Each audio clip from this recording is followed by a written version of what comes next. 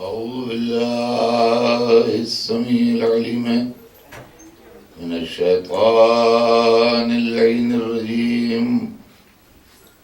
بسم الله الرحمن الرحيم. الحمد لله رب العالمين، والصلاة والسلام على سيدنا وشفيعنا أبي القاسم محمد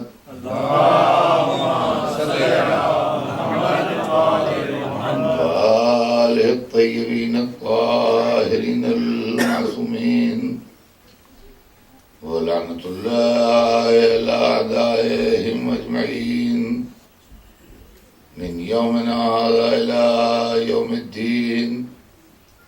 أما بعد، فقد قال الله سبحانه تبارك وتعالى في كتابه المبين وهو أصدق الصادقين: ولا تلبسوا الحق بالباطل وتكتموا الحق وأنتم تعلمون. صلوات بھیجنے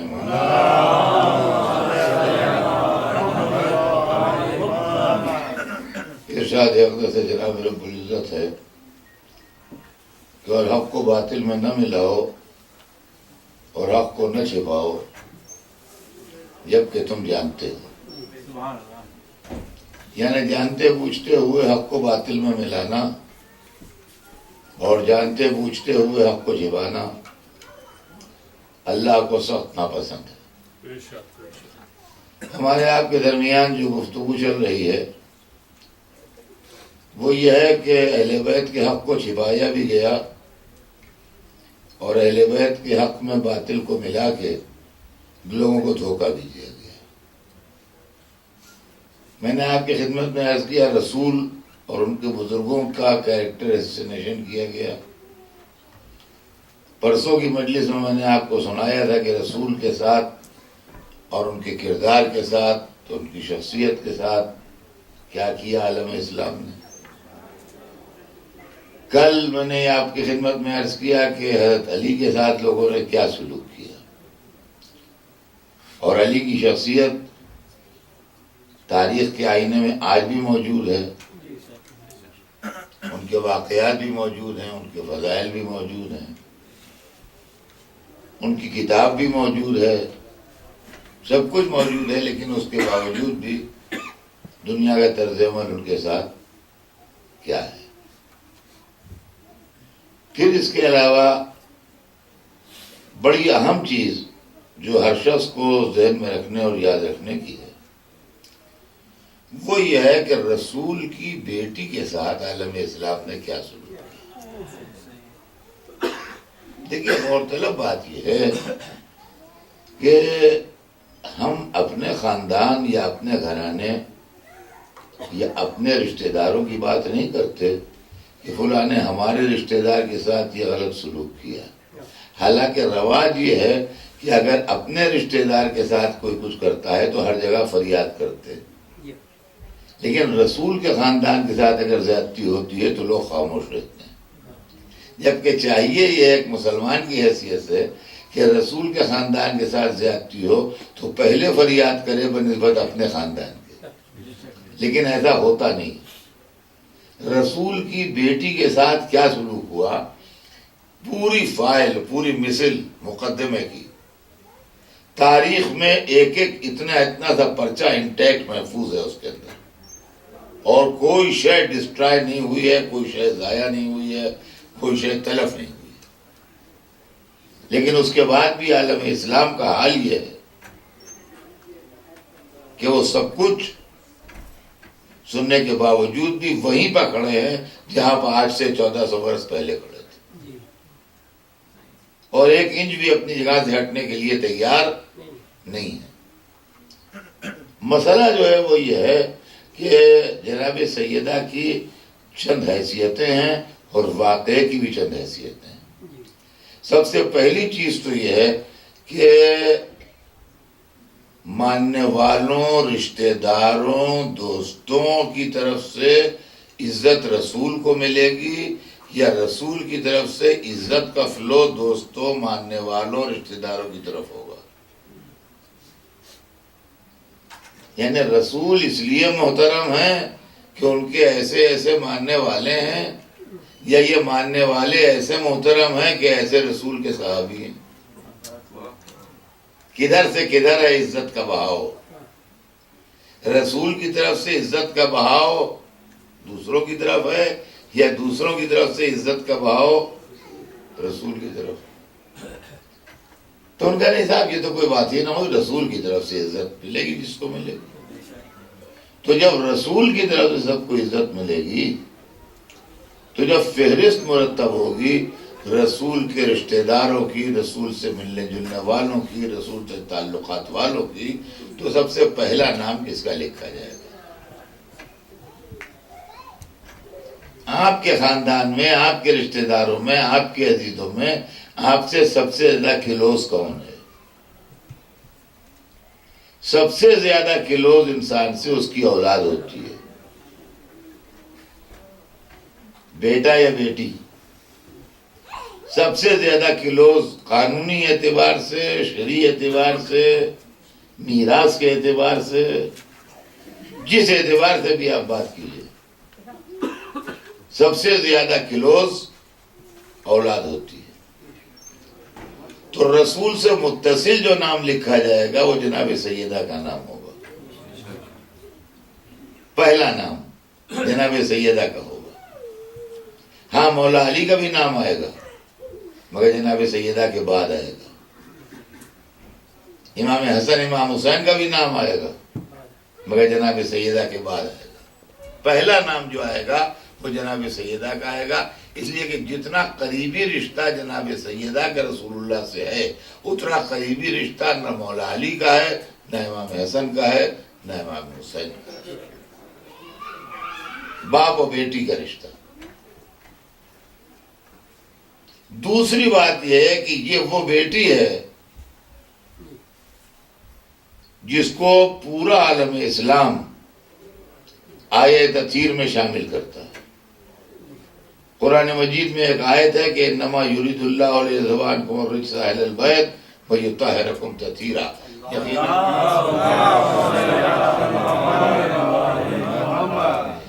یقیناً اللہ نے ارادہ کر لیا ہے اہل بیت کہ آپ سے ہر گندگی کو دور رکھے گا اور آپ کو اس طرح پاک و پاکیزہ رکھے گا جو پاک و پاکیزہ رکھنے کا حق ہے۔ یہ آیت بدنصیبی سے عالم اسلام میں کانٹروورشل ہے۔ کانٹروورسی اس میں یہ ہے کہ ایک گروہ مسلمانوں کہتا ہے کہ یہ 14 معصومین کے لیے ہے، اس کے اندر رسول خدا، مولا علی، 12 امام اور جناب سیدہ شامل ہے۔ اور ایک گروہ کہتا ہے کہ نہیں، اس کا ان لوگوں سے کوئی تعلق نہیں ہے، یہ آیت رسول کی بیویوں کے لیے ہے، نہ اس کا تعلق رسول اللہ سے ہے نہ اماموں سے ہے، یہ اس کا تعلق نہیں ہے۔ اس آیت سے مراد رسول اللہ کی ازواج ہیں، بیویاں۔ لیکن دونوں فہرستوں میں ایک نام کامن ہے۔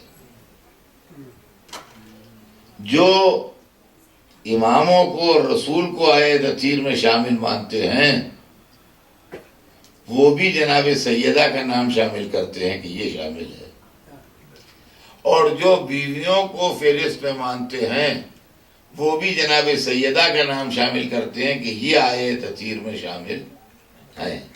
تو معلومہ پوری امت کا اس بات پر اتفاق ہے، دونوں فرقوں کا مسلمانوں کو جو بڑے ہیں، کہ جناب سیدہ صاحب آیت تطہیر ہیں اور اللہ نے ان کے لیے یہ ارادہ کیا ہے کہ ہر طرح کی گندگی سے ان کو دور رکھے اور اس طرح پاک و پاکیزہ رکھے جو پاک و پاکیزہ رکھنے کا حق ہے۔ یعنی اماموں کی عصمت پر پوری امت کو یقین ہو یا نہ ہو، بیویوں کی پاکیزگی پر پوری امت کو یقین ہو یا نہ ہو، لیکن جناب سیدہ کی عصمت پر پوری امت کو یقین ہے۔ اب تعجب خیز معاملہ یہ ہے کہ جن کی عصمت پر پوری امت کو یقین ہے انہی سے گواہ طلب کیے جا رہے ہیں، اور ایسا آدمی گواہ مانگ رہا ہے جو نہ خود معصوم ہے نہ کوئی اس کو معصوم مانتا ہے۔ یہ غور طلب بات ہے۔ تیسری بات جو ہے عزیزان گرامی وہ یہ ہے کہ ہمیشہ مسلمان نے رسولوں کو اور اماموں کو تو معصوم نہیں مانا، لیکن اپنے کو ہمیشہ معصوم مانا، اس لیے کہ جب بھی کوئی گڑبڑ ہوئی انہوں نے الزام دوسرے پر رکھ دیا۔ یہ اس وجہ سے ہوا 1400 برس سے ہم یہ دیکھتے چلے آ رہے ہیں کہ مسلمان جو ہیں ہر غلطی کے اوپر وہ یہ صہیونی سازش ہو گئی، ہم اس کا شکار ہو گئے، یہ بنی امیہ کی سازش تھی اس کا شکار ہو گئے، یہ بنی عباس کی سازش تھی اس کا شکار ہو گئے۔ اب آج کے زمانے میں، یہ تو پرانے زمانے کی باتیں تھی، بنی امیہ بنی عباس یہ سب پرانے قصے ہیں۔ اب نئے زمانے میں یہ امریکہ کی سازش تھی، یہ رشیا کی سازش تھی، یہ برطانیہ کی سازش تھی، یہ اسرائیل کی سازش تھی، سمجھے آپ؟ ہمارے کیا ہندوستان میں بھی یہ RSS کی سازش تھی، یہ سب چلتا رہتا ہے۔ یعنی یہ بے گناہ ہیں اور ان سے کوئی معاملے کا تعلق نہیں ہے، یہ خالی بیچارے سازش کے شکار ہو جاتے ہیں اور کوئی معاملہ نہیں، یہ سازش کا شکار ہو جاتے ہیں۔ اب ہم نے کہا اس طول تاریخ میں کوئی دن ہمیں ایسا ہی بتاؤ جس دن یہ کہنے کو ہو کہ یہ مسلمانوں کی سازش کا شکار ہو گیا،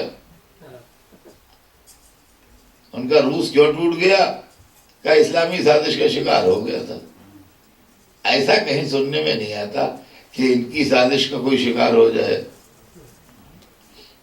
ہمیشہ یہ شکار ہوتے ہی ہیں، کبھی شکار کھیلتے نہیں۔ یہ عجیب و غریب بات ہے کہ ہمیشہ یہ شکار ہونے کی بات سنی کہ شکار ہو گئے، کبھی یہ نہ سنا کہ انہوں نے بھی شکار کیا ہو کسی کو۔ تو اب شکاریوں سے پوچھا کہ بھائی کیا معاملہ ہے، تو ان کا بھائی دیکھو جنگل میں 2 طرح کے جانور ہوتے ہیں، ایک وہ ہوتے ہیں جو شکار کرتے ہیں، ایک وہ ہیں جو شکار ہوتے ہیں۔ شیر ہمیشہ شکار کرتا ہے، ہرن ہمیشہ شکار ہوتا ہے۔ ہزاروں برس کی تاریخ اٹھا کے دیکھ لیجئے، ہمیشہ شیر نے شکار کیا اور ہرن جو ہے وہ شکار ہوا۔ 10,000 برس کی تاریخ میں بھی آپ کو ایک واقعہ ایسا نہ ملے گا کہ صاحب وہ جنگل میں 2 ہرن چلے جا رہے تھے، ادھر سے ایک شیر ببر نکلا، بس جناب دونوں ہرنوں نے اس کو شکار کر لیا اور آدھا منہ میں بانٹ کے لے گئے۔ تو کبھی ہرنوں نے شیروں کو شکار نہیں کیا، ہمیشہ شیر ہی نے ہرن کو شکار کیا۔ تو عالم اسلام میں یا دنیا کے جنگل میں مسلمان وہ جانور ہے جو شکار ہوتا ہے، کبھی شکار کھیلتا نہیں ہے۔ اب اگر آپ ہم سے پوچھئے گا کہ راز کیا ہے تو ہم تو وہی مولویت والی بات بتائیں گے کہ شیر خدا کا دامن چھوڑنے کی پھٹکار ہے جو ہمیشہ شکار ہوتے چلے جاتے ہیں۔ صلوات بھیجتے ہیں۔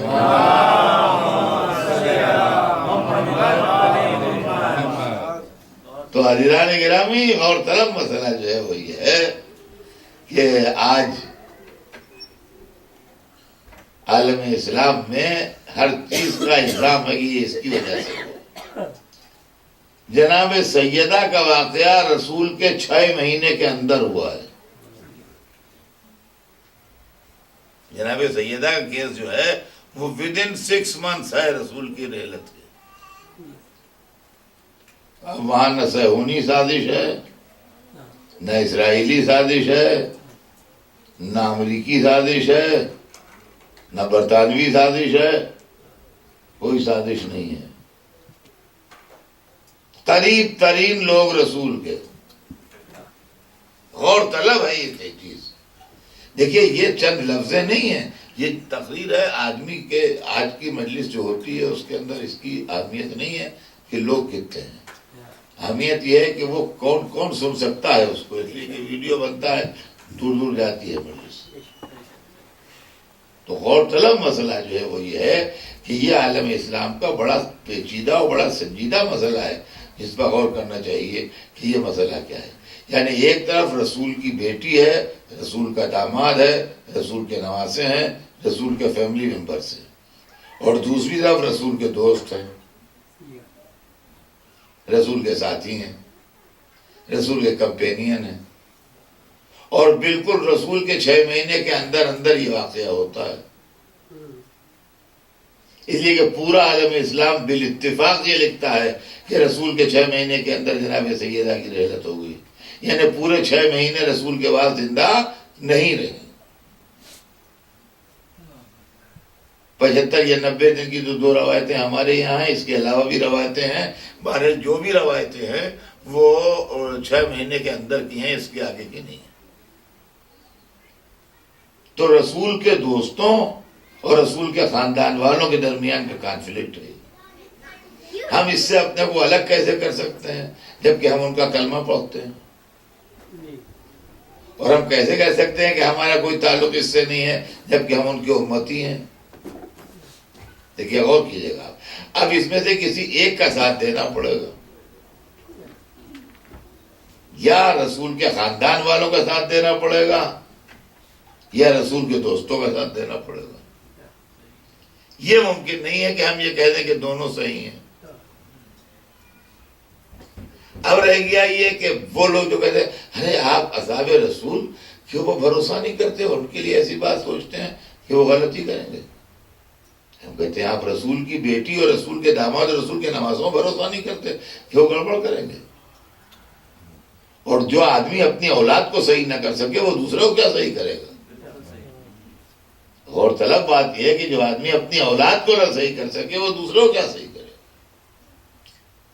اب یہ پورا مسئلہ جو ہے یہ میں چاہتا ہوں کہ کانوں میں ایک دفعہ پڑا رہے تاکہ اس کی اہمیت معلوم کہ عالم اسلام نے رسول کی بیٹی کے ساتھ کیا سلوک کیا،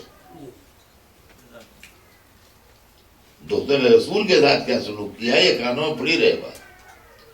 سب سے پہلا مسئلہ جو پیدا ہوتا ہے وہ اکثر و بیشتر لوگ یہ سوال کرتے ہیں کہ پراپرٹی آئی کہاں سے، یہ پراپرٹی آئی کہاں سے. تو اس پراپرٹی کی کہانی یہ ہے کہ یہ پراپرٹی میدان جنگ میں حاصل نہیں ہوئی تھی، اور مسلمانوں نے لڑائی لڑ کے یہ پراپرٹی نہیں چھینی تھی.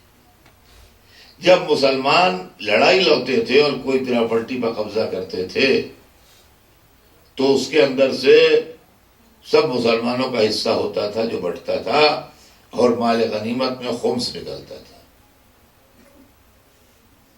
وہ خمس رسول و آل رسول و خدا اور سب کا حق ہوتا تھا. لیکن اسلام میں وہ پراپرٹی اور وہ جائیداد جس کے حاصل کرنے میں کسی مسلمان کے خون یا پسینے کا ایک قطرہ زمین پر نہ ٹپکا ہو، پسینہ بھی شامل ہے، جس کے حاصل کرنے میں کسی مسلمان کے خون یا پسینے کا ایک قطرہ بھی زمین پر نہ ٹپکا ہو، اس کا نام، اس پراپرٹی کا نام مذہب میں فے ہے. فے، اور فے کے لیے ہے کہ الفے خاصتاً لرسول اللہ، فے جو ہے یہ خاص رسول کا حصہ ہے. اب آئیے یہ جائیداد جو ہے، ایک چیز تو یہ کہ یہ جو فدق کا لفظ ہے اس کے ساتھ کسی نے باغ فدق لگا دیا. یہ بڑا کنفیوزنگ لفظ ہے.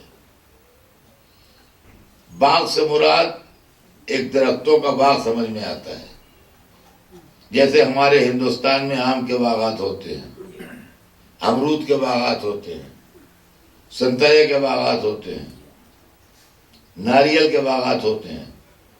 ویسے عرب میں کھجور کے باغات ہیں. تو ایک باغ میں 100 درخت، 200 درخت، 500 درخت ہوتے ہیں، اس سے زیادہ نہیں ہوتے. فدق کوئی باغ نہیں تھا، اور باغ فارسی لفظ ہے، عربی لفظ بھی نہیں ہے. یہ باغ فدق کی ترکیب جو ہے یہ ایرانی ترکیب ہے، عرب ترکیب نہیں ہے. فرمایا باغ جو ہے یہ فارسی لفظ ہے، عربی لفظ ہی نہیں. فدق ایک علاقہ تھا جو یہودیوں کا تھا. جب خیبر کے میدان میں یہودیوں کو شکست ہوئی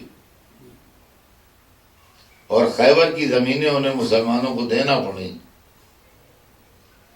تو فدق کے علاقے میں وہ چلے گئے. یہ علاقہ خیبر کے علاقے سے ملا ہوا تھا اور وہاں جا کے انہوں نے کانسپریسی اسلام کے خلاف شروع کر دی. رسول اللہ نے ان کو کئی بار وارننگ بھیجوائی کہ تم اسلام کے خلاف کانسپریسی یہاں بیٹھ کے نہ کرو، مگر وہ نہیں مانے. آخر میں رسول اللہ نے مولا علی کو بھیجا اور یہ کہہ کے بھیجا کہ تم جو فیصلہ کرو گے مجھے منظور ہے. یہ ہسٹری ہے جو میں آپ کو سنا رہا ہوں.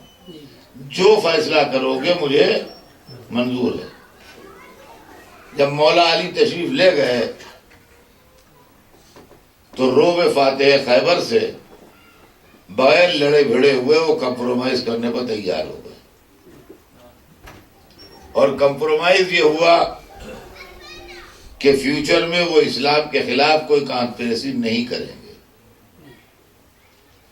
اور یہ فدق کا علاقہ جو ہے اس کی آدھی جائیداد وہ رسول کو دے دیں گے اور آدھی جائیداد اپنے پاس رکھیں گے. اور اگر فیوچر میں اسلام کے خلاف کانسپریسی کرتے ہوئے پکڑے گئے تو رسول کو حق ہوگا کہ وہ آدھی جائیداد بھی ان سے لے. یہ معاہدہ ہوا. یہ معاہدہ کر کے مولا علی رسول کی خدمت میں آئے. رسول اللہ مولا علی کو پہلے ہی اتھرائز کر چکے تھے لیکن انہوں نے احتیاطاً پورا معاہدہ پھر رسول کے سامنے رکھ دیا کہ میں نے یہ معاہدہ کیا. تو اس پر رسول نے فرمایا کہ یا علی میں تو تمہیں پہلی بار کہہ چکا تھا کہ تم جو چاہو اختیار ہے، تم جو تم نے معاہدہ کیا میں نے اس کو قبول کیا. جب رسول اللہ نے اپنا وہاں نگراں اور منیجر یا عامل جو اس زمانے میں لفظ تھا بھیجا وہاں تو اس وقت قرآن پاک میں آیت نازل ہوئی کہ وَآتِ ذِی الْقُرْبَى حَقَّهُ، ذوی القربا کو ان کا حق دے دیجئے. رسول خوب جانتے تھے، قرآن کے ایک ایک حرف سے واقف تھے، لیکن محض تفسیر بن جائے اور تاریخ میں آ جائے. رسول نے جبرائیل سے کہا کہ اللہ کی خدمت میں جا کے عرض کرو کہ کس کو کیا دے دوں. یہ تیرا حکم آیا ہے کہ ذوی القربا کو ان کا حق دے دو تو کس کو کیا دے دوں. تو اس پر اللہ نے پیغام بھیجوایا کہ رسول سے جا کے کہہ دو کہ فاطمہ کو فدق دے دو. چنانچہ اللہ کے رسول نے جناب سیدہ کو بلا کے حکم خدا کے مطابق وہ جائیداد ان کے حوالے کر دی. یہ واقعہ سن 8 ہجری کا ہے اور یہ واقعہ سن 8 ہجری کا جناب سیدہ کے حوالے کر دیا. اس طریقے سے جائیداد آئی تھی. یہ بہت بڑی جائیداد تھی لیکن جناب سیدہ کا رہن سہن، کھانا پینا، گھر کچھ نہیں بدلا. اس کے آنے کے بعد اس کی ساری انکم جو تھی وہ غریبوں میں تقسیم ہوتی تھی اور جناب سیدہ یا مولا علی اپنی ذات کے اوپر اس کا کوئی پیسہ خرچ نہیں کرتے. رسول کی رحلت کے بعد خلیفہ وقت نے اپنے آدمی بھیج کے جناب سیدہ کے آدمی کو جو وہاں انتظام دیکھتا تھا، جو مینیجر تھا اس پراپرٹی کا، اس کو وہاں سے نکال دیا اور کہا کہ اب یہ پراپرٹی حکومت نے اپنے قبضے میں لے لی ہے، لہذا تم واپس جاؤ، اس کا انتظام ہم دیکھیں گے. وہ جناب سیدہ کی خدمت میں آیا اور اس نے کہا کہ مجھے وہاں سے ہٹا دیا ہے ان لوگوں نے وہ کہتے ہیں کہ ہم جائیداد کا انتظام خود دیکھیں گے۔ اس پر جناب سیدہ نے صدق کا مقدمہ دائر کیا جا کے خود۔ دیکھیے اب چند چیزیں اس کے اندر قابل غور ہیں۔ ایک بات تو یہ ہے کہ جس کے پاس علی جیسا وکیل ہو وہ خود جائے کیس لے کے اپنا، یہ قابل غور بات ہے۔ لیکن اگر مولا علی کے ذریعے وہ کیس دائر کرتی تو تاریخ یہ لکھ دیتی سیدہ گھر کی بیٹھنے والی بیچاری کیا کرتی، ان کے شوہر ان کے نام سے ایک ایک سے رہتے پھرے تو کیا اپنا گھر برباد کر لیتی، کیا اپنے شوہر کو چھوڑ دیتی، کیا کرتے ہیں۔ لہذا ان کا کہ اگر علی جائیں گے تو علی پر الزام لگ جائے گا، لہذا میں خود جاؤں گی۔ تو جناب سیدہ تشریف لے گئیں اور یہ واضح رہے کہ جناب سیدہ کے گھر کا ایک دروازہ مسجد میں بھی کھلتا تھا، مگر بیوی اس دروازے سے نہیں گئی۔ اس لیے کوئی آدمی مسجد کے گوشے میں بیٹھا ہو کہ ہم نے دیکھا نہیں، ہمیں معلوم نہیں تھا، کب آ گئی وہ اپنے گھر کا دروازہ کھول کے مسجد میں۔ لہذا گھر کے دوسرے دروازے سے نکلیں جو مسجد میں نہیں کھلتا تھا، باہر کھلتا تھا، اور مسجد کے مین گیٹ سے داخل ہوئی۔ اور مسجد کے مین گیٹ سے اس طرح داخل ہوئی، تاریخ لکھتی ہے کہ وہ بنی ہاشم کی عورتوں کے جھرمٹ میں تھی۔ بنی ہاشم کی عورتیں انہیں گھیرے ہوئے تھیں، اور ان کے ہمراہ مولا علی بھی تھے، امام حسن بھی تھے، امام حسین بھی تھے۔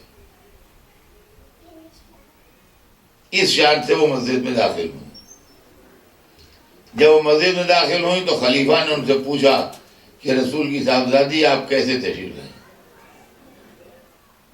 تو آپ نے کہا کہ میرے باپ مجھے فدق دے کے گئے تھے،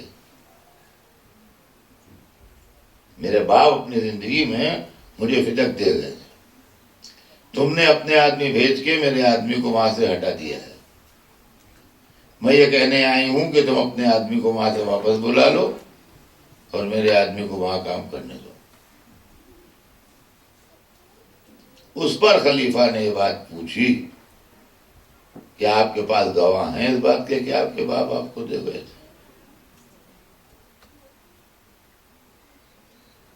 دیکھیے قبضہ خود دلیل ملکیت ہوتا ہے۔ اگر کوئی پراپرٹی میرے قبضے میں ہے اور آپ کہتے ہیں میری ہے تو پروف آپ دیجئے، برڈن آف پروف آپ پر ہے۔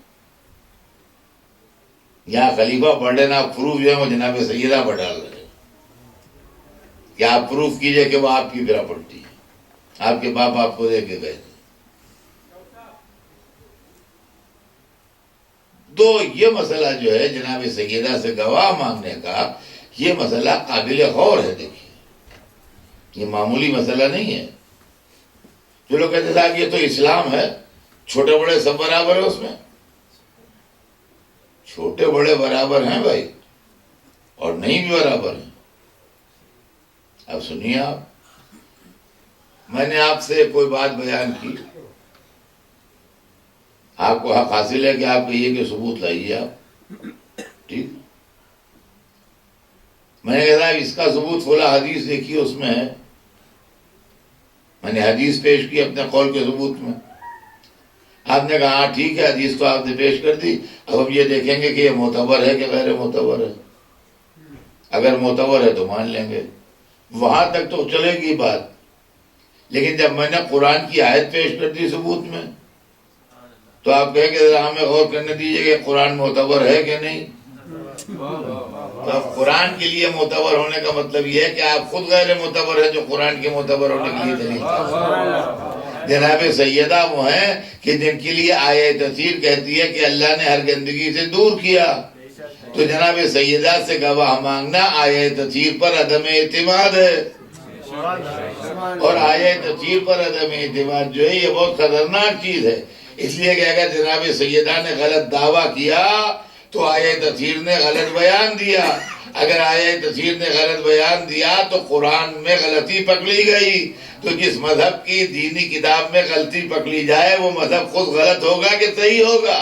یعنی ایک جناب سیدہ کے گواہ مانگنے سے پوری بلڈنگ کولیپس ہو کے رہ جائے گی۔ صلوات بھیجتے ہیں۔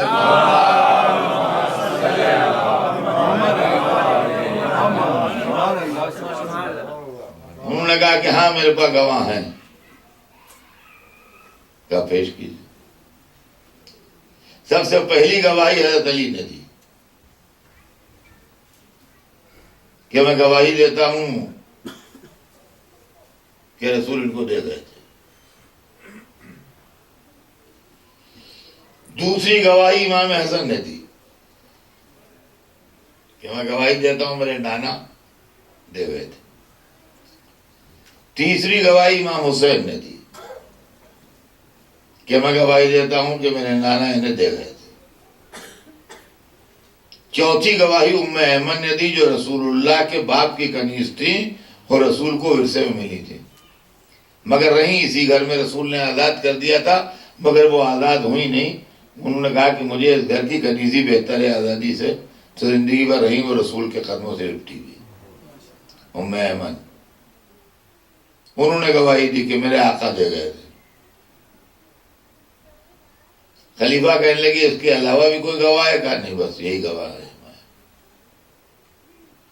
اب انہوں نے گواہوں پر جھیرا شروع کی، کہا کہ ہم علی کی گواہی نہیں مانتے، اس لیے کہ جو میاں کو ملا وہ بیوی کو ملا، جو بیوی کو ملا وہ میاں کو ملا، الگ الگ نہیں۔ ہم حسن و حسین کی گواہی بھی نہیں مانگتے، اس لیے کہ جو بیٹوں کو ملا وہ ماں کو ملا، جو ماں کو ملا وہ بیٹوں کو ملا۔ دوسری بات یہ کہ یہ ابھی بچے ہیں اور نابالغ ہیں، اس لیے بھی ان کی گواہی نہیں مانتے۔ ام ایمن کی گواہی مانتے ہیں، یہ گواہی ٹھیک ہے، مگر یہ ایک عورت ہیں، 4 عورتوں کی گواہی ہونا چاہیے تھی، لہذا ہم یہ کیس خارج کرتے ہیں۔ اب میں ہاتھ جوڑ کے عرض کروں گا کہ بی بی اس جھگڑے میں آپ کہاں پڑیں؟ سلمان و ابوذر کو کھڑا کر دیتی گواہی میں، یہ بحث ہی نہ ہوتی۔ مقداد و عمار کھڑے ہو کے گواہی دے دیتے، یہ اختلاف ہی نہ پیدا ہوتا۔ یہ آپ کن لوگوں کو گواہی میں لے کے آئیں گے؟ دیکھیے کیا سیاست فاطمی ہے، اس کو ذرا غور کیجیے گا۔ میں اگر یہ کہہ دوں کہ اس مجلس میں جتنے آدمی بیٹھے ہیں سب جھوٹے ہیں، خدا نخواستہ اگر میں ایسا کہہ دوں کہ اس مجلس میں جتنے آدمی بیٹھے ہیں سب جھوٹے ہیں، تو مجھ پر شرعی چارج کیا بنے گا؟ ایسا آدمی جو بے گناہوں کو جھوٹا کہے وہ شرعی اعتبار سے فاسق کہلائے گا، تو میں فاسق ہو جاؤں گا۔ فاسق ہونے کا نتیجہ کیا ہوگا؟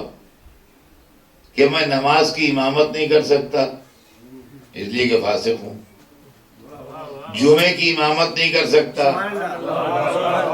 اس لیے کہ فاسق ہوں، طلاق کا گواہ نہیں بن سکتا اس لیے کہ فاسق ہوں، اس میں عادل کی قید ہے۔ میں کہوں کہ میں نے رمضان کا چاند دیکھا ہے یا عید کا چاند دیکھا ہے تو میرے چاند دیکھنے کی گواہی معتبر نہیں ہوگی اس لیے کہ میں فاسق ہوں، میں نے اتنے بے گناہوں کو جھوٹا کہا ہے۔ لیکن اگر میں مسجد میں نماز پڑھنے آنے والا ہوں تو آپ مجھے نہیں روک سکتے،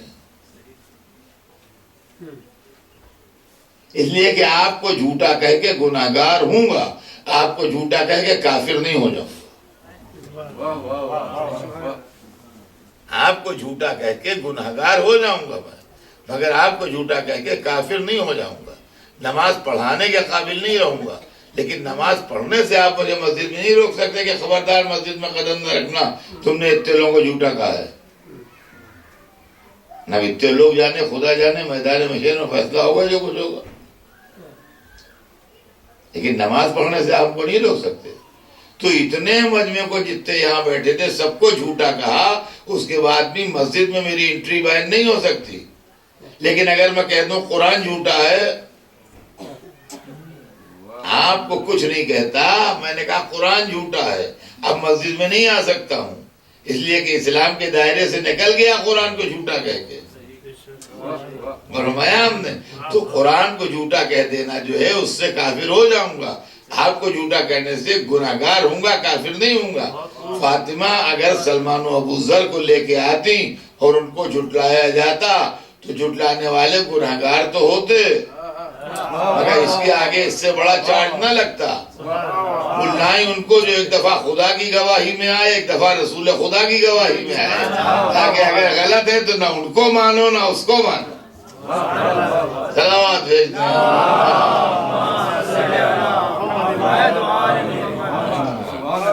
اور عزیزان گرامی اس کے اندر ایک عجیب و غریب نکتہ اور بھی ہے جو بڑا عجیب نکتہ ہے، خدا کی قسم، اور وہ یہ کہ وہ علی کو اپنی گواہی میں لے آئی اور علی نے آ کے ان کی طرف سے گواہی دے دی۔ خلیفہ نے علی کی گواہی نہیں مانی، نہیں مانی۔ اب مسلمانوں کو کم از کم یہ بات یاد رکھنا چاہیے تھی کہ علی نے ایک دفعہ گواہی دی تھی اور خلیفہ نے نہیں مانی۔ مسلمانوں سے غلطی یہ ہو گئی کہ ایک موقع پر انہوں نے علی کو بھی خلیفہ بنا لیا۔ اب سوال یہ، ایک خلیفہ گواہی دے رہا ہے، ایک خلیفہ گواہی رد کر رہا ہے، یہ خلیفہ سچا ہے یا وہ خلیفہ سچا ہے، یا یہ خلافت کے لائق نہیں ہے یا وہ خلافت کے لائق۔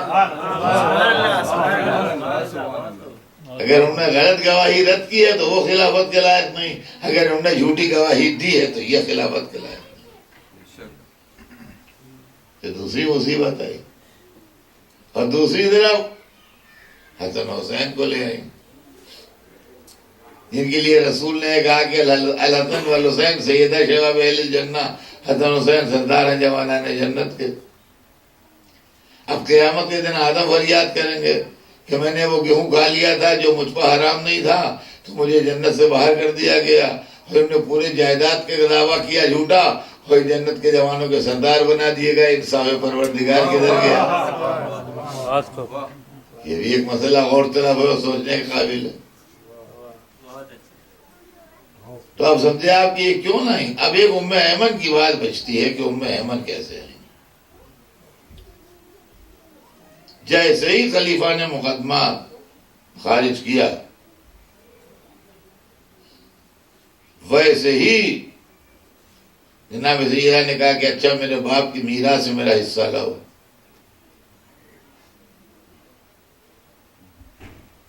میرے باپ کی میراث میں میرا حصہ لاؤ۔ رسول کی میراث میں جناب سیدہ کا حصہ کتنا بنتا ہے یہ بھی آپ کو سنا دوں۔ رسول کی جائیداد کے برابر کے 8 ٹکڑے کیے جائیں، جائیداد کو 8 پر تقسیم کیا جائے، اور 8 ٹکڑے کرنے کے بعد 60 ٹکڑے جناب سیدہ کے ہیں اس میں، اور 8ویں ٹکڑے میں 9 بیویاں ہیں۔ یہ ہے رسول کی میراث۔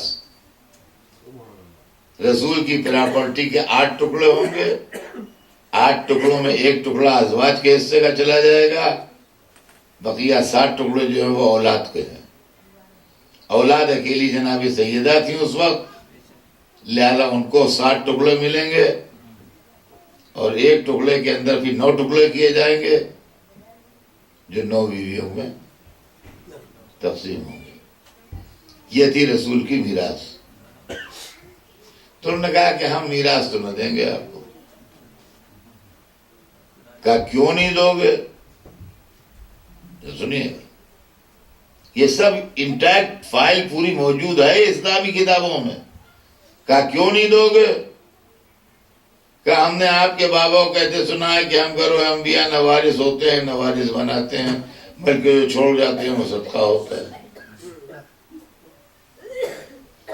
جیسے ہی انہوں نے یہ بات کہی، جیسے جناب سیدہ نے کہا کہ تم مرو گے تو کون وارث ہوگا؟ کہا میری اولاد وارث ہوگی۔ کہا کیا خوب، تمہاری اولاد تمہاری وارث ہو اور میرے بابا مر جائیں تو میں وارث نہ ہوں، جبکہ تم نے میرے بابا پر الزام لگایا ہے، کیا میرا باپ خلاف قرآن کہے گا؟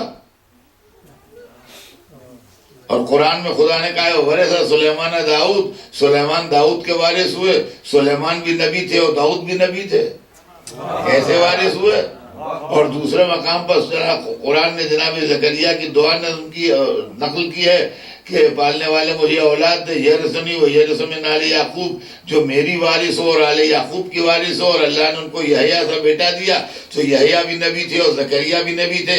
یحییٰ کیسے وارث ہوئے زکریا کے؟ کیا میرا باپ قرآن کے خلاف کہے گا؟ 2 آیتیں پڑھی بی بی نے قرآن کی، اس پر خلیفہ کہنے لگے جی اب وہ تو جو بھی ہو ہم نے تو یہی سنا، ہم تو نہ دیں۔ اب سمجھ میں آیا کہ ام ایمن کیوں آئی تھی، ورنہ ام ایمن کی جوتیاں ہمارے سر پر وہ رسول اللہ کے نیز تھی، مگر جس مجمع میں آئی ہیں اس مجمع میں سوٹ نہیں کر رہی تھی۔ ام ایمن پریکٹیکل پروف کے طور پر آئی تھی کہ رسول اللہ اپنے باپ کی رحلت کے بعد ان کے وارث ہوئے۔ اگر وہ انبیاء نہ وارث ہوتے ہیں نہ وارث بناتے ہیں۔ حدیث کے 2 ٹکڑے تھے، وارث بناتے ہیں میں 2 قرآن کی آیتیں پڑھی، وارث ہوتے ہیں میں زندہ ثبوت ام ایمن کو لا کے کھڑا کرتا، صلوات بھیجتے ہیں۔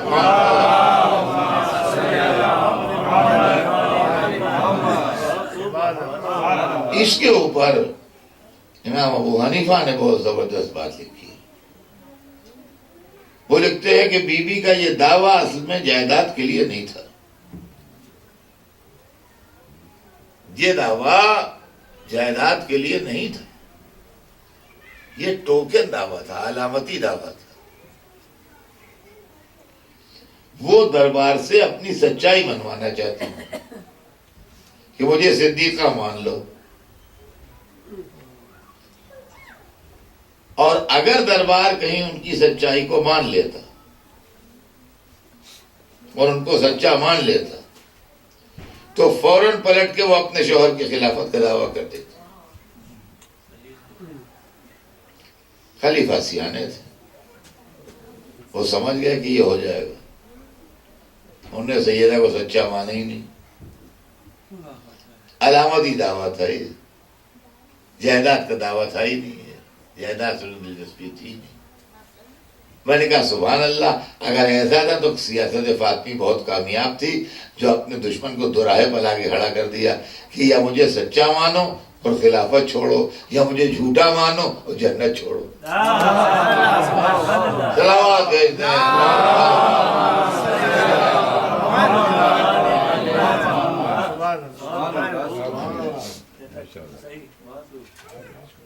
اور عزیزان گرامی، یہ تو یہ ہے کہ ہم گروہ انبیاء نہ وارث ہوتے ہیں نہ وارث بناتے ہیں۔ اس کا تو اصلی لطف جو ہے وہ آئے گا میدان محشر میں۔ اس لیے یہ قرآن میں سورہ مریم میں یہ آیت موجود ہے کہ تلک الجنت التی نورث من عبادنا من کان تقیا، یہ جنت وہ ہے جس کا وارث ہم ان بندوں کو بنائیں گے جو ہم سے ڈرتے ہیں، جو متقی پرہیزگار ہیں۔ اللہ خالق زبان و بیان ہے، عطا کریں گے، جزا میں دیں گے، ہبا کر دیں گے۔ کچھ بھی لفظ استعمال کرتا، لفظ وارث استعمال کیا ہے، اللہ نے لفظ وارث استعمال کیا۔ اب جب امت گھبرا کے رسول اللہ کے پاس آئے گی قیامت کے دن کہ یا رسول اللہ جنت دلائیے، تو کہ بھائی ہم گروہ انبیاء نہ وارث ہوتے ہیں نہ وارث بناتے ہیں، جنت تو وراثت سے ملتی ہے، ہم کہاں سے جنت دلا سکتے ہیں؟ قدرت نے بھی کہا نہ دو باغ فتح ہم باغ جنت کا وارث بنا دیں گے۔ صلوات بھیجتے ہیں۔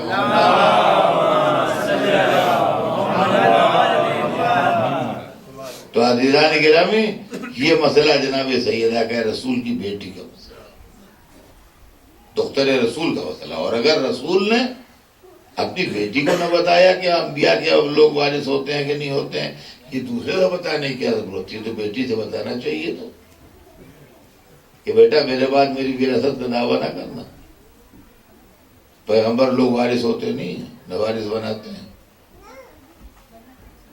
آپ دوسرے سے کہہ رہے ہیں جس سے معاملہ اس سے نہیں کہتے ہیں۔ اور رسول اللہ کی بیٹی جن کے لیے رسول نے کہا جنت کی عورتوں کی سردار ہیں، جن کے تعظیم کے لیے اٹھتے ہیں، جن کے دروازے پر سلام کرتے ہیں، آج پورا عالم اسلام کہتا ہے کہ ہم اس مسئلے کو بہتر ہے کہ ان مسائل میں قرار دیں جن کو کوئی قرار ہی نہیں ہے، اس لیے کہ اگر ہم یہ کہیں کہ خلیفہ نے غلط فیصلہ دیا تو یہ بھی نہیں کہہ سکتے، اور اگر یہ کہیں کہ بیوی نے غلط دعویٰ کیا تو یہ بھی نہیں کہہ سکتے، تو دو کشتیوں پر سوار کا یہی انجام ہوتا ہے، ایک طرف ہو جائیے، ایک طرف ہو جائیے، یا ادھر ہو جائیے یا ادھر ہو جائیے۔ یا رسول کی بیٹی نے دعویٰ غلط کیا، یا رسول کے دوست نے فیصلہ غلط کیا، دو میں سے ایک کا ساتھ دینا ہوگا، یہ دونوں ساتھ نہیں چلے۔ اور عزیزان گرامی، اس سلسلے میں میں آپ کی خدمت میں عرض کروں کہ یہ عجیب و غریب مسئلہ ہے، خدا کی قسم، تاریخ کے اندر غور طلب بات اس کے اندر یہ ہے کہ عالم اسلام سے جا کے پوچھئے، جناب سیدہ کا یا ہم لوگوں کا کوئی تعلق ہی نہیں اس سے۔ ہم لوگ کہتے ہیں ارے صاحب آپ لوگ اس کو لیے پڑے میں ہیں، چند باغ تھے سوکھے ہوئے پیڑ تھے اس میں خرمے کے، ہم کہتے ہیں ایک پیڑ تھا وہ بھی سوکھا ہوا تھا۔ مسئلہ پراپرٹی کی ویلیویشن کا نہیں ہے، مسئلہ صداقت فاطمی کا ہے کہ فاطمہ نے سچا دعویٰ کیا تھا کہ جھوٹا دعویٰ کیا تھا، اور جس رسول کی بیٹی جائیداد کے لیے جھوٹا دعویٰ کر دے وہ رسول امت کی اصلاح کیا کرے گا؟ سوال یہ پیدا ہوتا ہے، جس نے اپنی بیٹی کو اتنی تربیت نہ دی کہ وہ جھوٹا دعویٰ نہ کرے۔ تو عزیزان گرامی، جن کو گود میں پالا، علی کو بھی گود میں پالا تھا اور فاطمہ کو بھی گود میں پالا تھا، دونوں رسول کی گود کے پالے تھے۔ تو جو گود کے پالوں کی اصلاح نہ ہو جائے تو پہلو بیٹھنے والوں کی اصلاح کیا ہو؟ اور طلب معاملہ جو ہے وہ یہ ہے، اس لیے ہم نے اس اختلافی مسئلے میں رسول کے خاندان کا ساتھ دیا، رسول کی بیٹی کا ساتھ دیا۔ بھائی ایک بات اور عرض کر دوں آپ کی خدمت میں، اس لیے کہ اس کے بعد لوگ پوچھتے ہیں کہ پراپرٹی ہوئی کیا، یہ بھی ایک سوال ہوتا ہے کہ پراپرٹی ہوئی کیا۔ تو یہ پراپرٹی خلیفہ نے لے تو لی صدقہ کہہ کے، مگر بانٹی نہیں عوام میں، یہ ان کے پاس رہی۔ تیسرے دور میں انہوں نے یہ پراپرٹی اپنے داماد مروان کو دے دی، اس کے بعد یہ پراپرٹی بنی امیہ کے پاس رہی۔ اب ایک سوال یہ پیدا ہوا کہ یہ بھی لوگ اکثر سوال کرتے ہو، یہ نیا سوال نہیں، بہت پرانا سوال ہے، کہ جب مولا علی خلیفہ ہوئے تو انہوں نے پراپرٹی واپس کیوں نہیں لی؟ یہ بھی ایک سوال ہوتا ہے۔ میں چاہتا ہوں کہ یہ تمام کوشچن جو ہیں یہ سالو ہوتے جائے تمام، کہ جب مولا علی خلیفہ ہوئے تو انہوں نے وہ پراپرٹی واپس کیوں نہیں لی؟ تو عزیزان گرامی، یہ سوال چھٹے امام سے ہوا تھا، تو آپ نے اس سوال کرنے والے سے ایک سوال نیا کیا، کہا یہ بتاؤ کہ وہ گھر جو رسول اللہ چھوڑ کے آئے تھے ہجرت کے وقت مکے میں، جس کو بعد میں ابو لہب نے بیچ ڈالا اور رسول اللہ کی ملکیت تھا، یہ بتاؤ کہ رسول اللہ جب مکے پر قابض ہوئے تو انہوں نے اپنا گھر واپس کیوں نہیں لیا؟ تو وہ چپ ہو گیا، اس نے کہا کہ یہ تو مجھے نہیں معلوم کہ کیوں نہیں واپس لیا۔ تو آپ نے فرمایا کہ ہم اہل بیت کا مزاج یہ ہے کہ جو چیز ہم سے ظلماً لی جاتی ہے ہم اس کو واپس نہیں لیتے، تاکہ ظالم کے عذاب میں اضافہ ہوتا رہے۔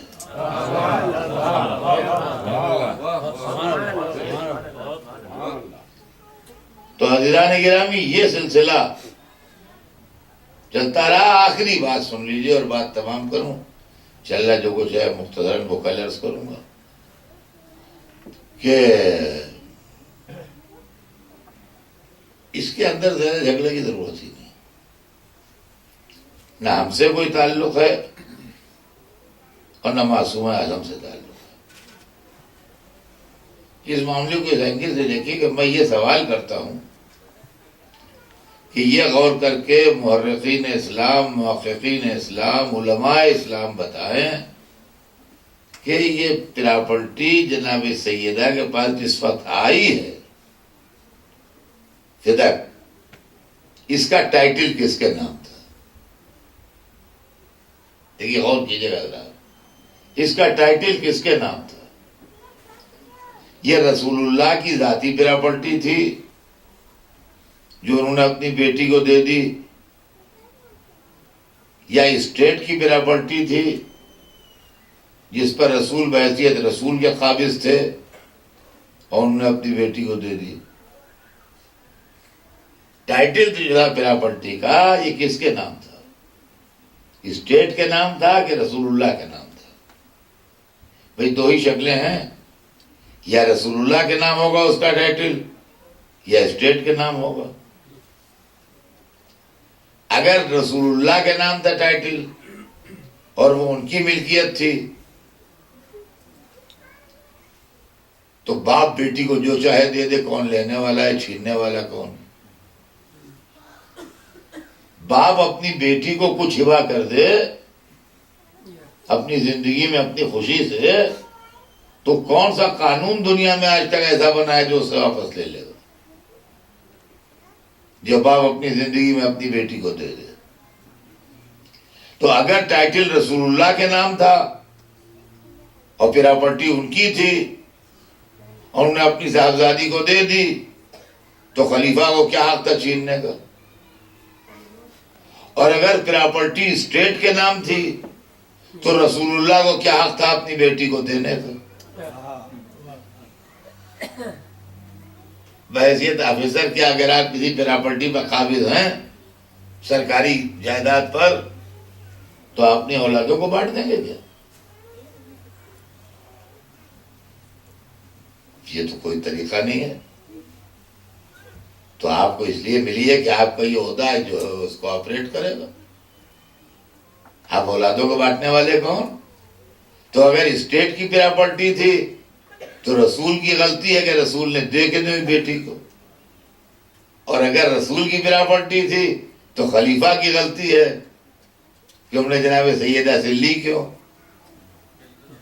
اب ہمارا تعلق کچھ نہیں رہا اس سے، نہ جناب سیدہ کا تعلق رہا۔ اب مسلمانوں کو یہ طے کرنا ہے کہ رسول صحیح تھا کہ خلیفہ صحیح تھا۔ سبحان اللہ۔ اس لیے کہ اگر اسٹیٹ کی پراپرٹی تھی اور رسول نے دے دی تو اس کا مطلب خلیفہ رسول سے زیادہ مذہبی تھا اور زیادہ اچھا عقیدہ رکھتا تھا، اس لیے کہ انہوں نے تو اپنی بیٹی کو دے دی، مگر خلیفہ کے خیال میں بات غلط تھی، انہوں نے واپس لے لی اسٹیٹ کی پراپرٹی۔ اور اگر رسول کی ذاتی پراپرٹی تھی تو خلیفہ کی غلطی ہے، خلیفہ نے چھین لی۔ اب ملت کو اختیار ہے، چاہے رسول کو خاطی مانے چاہے خلیفہ کو خاطی مانے۔ ہم اپنے کو ڈرا کرتے ہیں، ہم سے اس کا کوئی تعلق نہیں۔ تو عزیزان گرامی، عرض کرنے کا مقصد یہ ہے کہ آج 1400 برس ہو گئے، پورا معاملہ رکھا ہوا ہے تاریخ کے اندر یوں ہی، اور مسلمان چپ بیٹھے۔ یہ روایت غلط ہو، وہ روایت غلط ہو، وہ فلاں یہ وہ زمانے بھر کے تماشے کرتے پھرتے ہیں لوگ اپنے بیانوں میں، لیکن حق سیدہ کی تائید نہیں کرتے۔ آپ کب تک پڑھتے رہیے گا، یہ اختلافی چیزیں ہیں، اختلافی ہے چیزیں تو پڑھتے ہیں، اختلافی نہ ہوتی تو پڑھتے کیا؟ اسی لیے پڑھتے ہیں کہ اختلافی ہے، تاکہ مسئلہ سلجھ کے سامنے آئے، تاکہ مسئلہ سلجھ کے سامنے آئے کہ اصلیت کیا ہے۔ جو آدمی رسول کی بیٹی کے ساتھ انصاف نہ کر سکے وہ دنیا میں کس کے ساتھ انصاف کرے گا؟ اور عزیزان گرامی، پوری فصل موجود ہے۔ آج عالم اسلام مل کے یہ فیصلہ سنا دے کہ جناب سیدہ کے ساتھ جو ہوئی ناانصافی ہوئی، ہم پڑھنا چھوڑ دیں۔ مگر جب تک لوگ یہ مانتے رہیں گے کہ نہیں یہ بھی صحیح وہ بھی صحیح، جب تک ہم پڑھتے رہیں گے، تاکہ جس کا حق ہے اس کے حق کا اظہار ہوتا رہے۔ عزیزان گرامی، امام حسن و امام حسین کے ساتھ کیا کیا ظلم کیا تاریخ نے، یہ انشاءاللہ کل کی مجلس میں عرض کروں گا۔ آج تو صرف اتنا کہ اس کے بعد سے رسول کی بیٹی کو ظالموں نے رونے بھی نہ دیا۔ باپ کے لیے گریا کرتی تھیں، بکا کرتی تھیں، تو مولا علی سے آگے کہا کہ یا دن میں روئیں یا رات میں روئیں، دن اور رات کے رونے سے ہمارے کاروبار میں خلل پہنچتا ہے۔ معلومہ رونا خالی حسین ہی بنی، محمد کو بھی رونا کھلتا تھا۔ ظالموں کو رونا اچھا نہیں لگتا، اس لیے کہ جناب سیدہ کے رونے کی روایت جو ہے وہ اپنے گھر میں روتی تھی، تو کوئی لاؤڈ اسپیکر لگا کے تو روتی نہیں تھی جو پورے مدینے میں آواز جاتی ہے، بازاروں میں خلل پہنچتا ہو، کاروبار میں خلل پہنچتا ہو۔ ارے بھائی اپنے گھر میں ایک بیوی رو رہی ہے تو اس کی آواز کتنی دور تک جائے گی؟ معلوم مسجد میں جو کاروبار خلافت ہوتا تھا اس میں خلل پہنچتا تھا، اس لیے ان کو رونا کھلتا تھا۔ بس فاطمہ زہرا کو رونے نہ دیا گیا رسول اللہ کے بعد، اور جناب سکینہ کو رونے نہ دیا گیا امام حسین کے بعد۔ بڑے ملتے جلتے انداز تھے دادی اور پوتی کے۔ دادی پہ بھی باپ کے بعد مصیبتوں کے دروازے کھل گئے، اور پوتی پہ بھی باپ کے بعد مصیبتوں کے دروازے کھل گئے۔ دادی کو بھی رونے سے روکا گیا، پوتی کو بھی رونے سے روکا گیا۔ دادی بھی جب دنیا سے گئی تو پہلو شکستہ تھا، پوتی جب دنیا سے گئی تو سر سے پیر تک زخمی تھی۔ کسی شاعر نے کیا خوب کہا ہے کہ زخمی ہیں لبیں کانوں بورم، کھائے ہیں تماچے چشمہ نم، پہلو تھا شکستہ دادی کا مجروح سراپا پوتی ہے۔ عزیزان گرامی، دادی جس دن دنیا سے گئی ہیں اس دن اپنے بابا کو خواب میں دیکھا تھا، پوتی جس دن دنیا سے گئی ہے اس نے اپنے بابا کو خواب میں دیکھا۔ دادی بھی دنیا سے مظلومہ سدھاری، پوتی بھی دنیا سے مظلومہ سدھاری، یہاں تک کہ عزیزان گرامی آج کی رات دادی کو پوتی کا پرسہ دیجئے، اس لیے کہ شب اربعین ہے۔ آج کی رات بڑے غم کی رات ہے، آج کی رات گریہ و ماتم کی رات ہے، آج کی رات عزاداری کی رات ہے، یہ حسین کے چہلم کی رات ہے۔ آج بیکس کا چہلم ہے جس کا چہلم کربلا میں نہیں ہوا۔ حسین کا پہلا چہلم 20 صفر سے 69 ہجری کو تھا، لیکن 20 صفر سے 69 ہجری کو حسین کا چہلم نہ ہو سکا، اس لیے کہ زینب کے بازو میں رسی بندھی تھی، ام کلثوم کے بازو میں رسی بندھی تھی، سکینہ کے گلے میں ریسمان ستم تھی، سید سجاد کے ہاتھوں میں ہتھکڑیاں تھیں۔ حسین کا چہلم کون کرتا؟ تو حسین کا چہلم نہیں ہوا۔ ہاں سال بھر کے بعد چہلم ہوا، سن 62 ہجری، سال بھر کے بعد وہ وقت آیا جب حسین نے بیکس کا چہلم ہوا۔ اور عزیزان گرامی ایک کا چہلم نہیں ہے، آج بہت سو کا چہلم ہوا حسین کے چہلم کے ساتھ، اس لیے کہ سوچیے تو صحیح، حضرت مسلم کا چہلم بھی تو نہیں ہوا، مسلم کے ان بچوں کا چہلم بھی تو نہیں ہوا جو فرات کے کنارے شہید کر دیے گئے، کربلا کے 72 کا چہلم بھی تو نہیں ہوا جو حسین کے ساتھ شہید ہو گئے، ان بیکس معصوم بچوں کا بھی تو چہلم نہیں ہوا جو راہ کوفہ اور شام میں ناکے سے گر گر کے مر گئے۔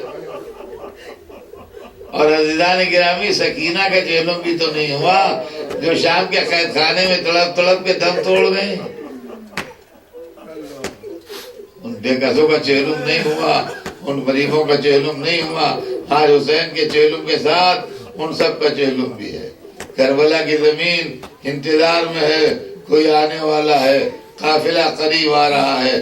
آج جب مومن کربلا پہنچنے لگتا ہے تو اس کے دل کی عجب حالت ہوتی ہے، جو لوگ کربلا جا چکے ہیں میں ان سے پوچھتا ہوں سوچیے کیا کیفیت ہوتی ہے جب آدمی مومن دل زمین کربلا پر قدم رکھتا ہے کہ ارے کربلا آ گئے، ارے حسین کے روضے پر آ گئے، جہاں آنے کی تمنا کرتے تھے وہاں آ گئے۔ عزیزوں آج دل میں یہ تمنا ہے کہ ہم کربلا آ گئے، کربلا آ کے دل کی کشتی طوفانی ہو جاتی ہے۔ سوچئے جب ماجائی آ رہی ہوگی کربلا، دل میں کیا خیال آ رہا ہوگا۔ علی اکبر کی ماں علی اکبر کو یاد کر رہی ہوں گی، علی اصغر کی ماں علی اصغر کو یاد کر رہی ہوں گی، ام کلثوم عباس کے تصور میں ہوں گی، بیویاں اپنے شہزادوں کے تصور میں ہوں گی، زینب کلیجہ تھامے اپنے ماجائے سے ملنے جا رہی ہوں گی۔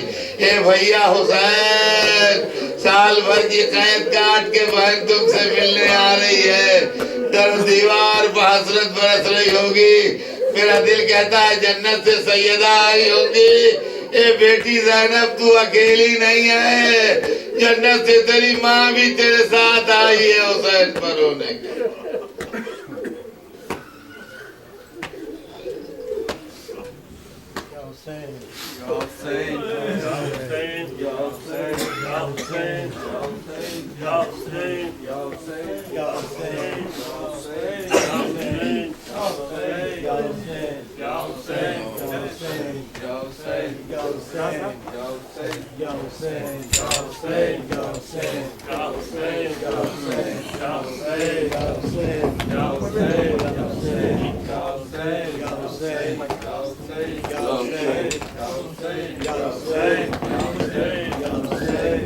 Hussein.